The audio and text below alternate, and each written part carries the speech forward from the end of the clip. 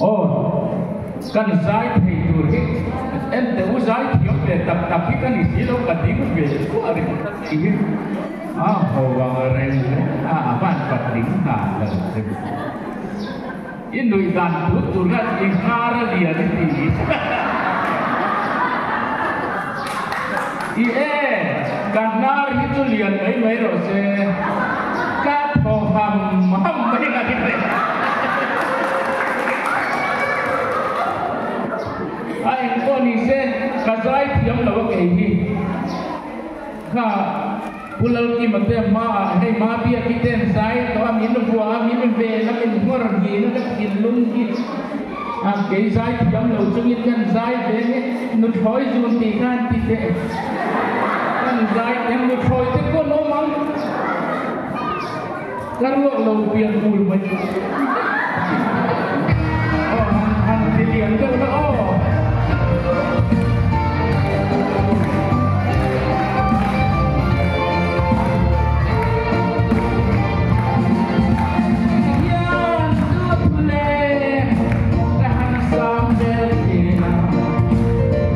Hãy subscribe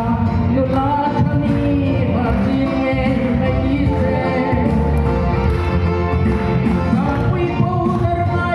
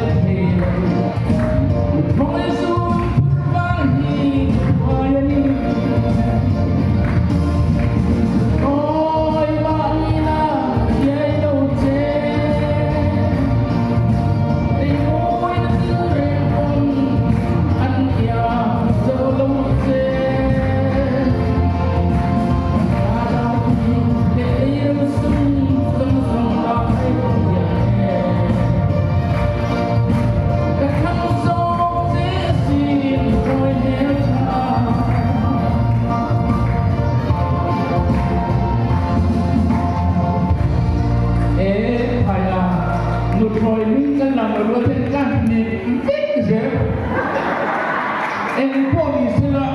kan khwal lian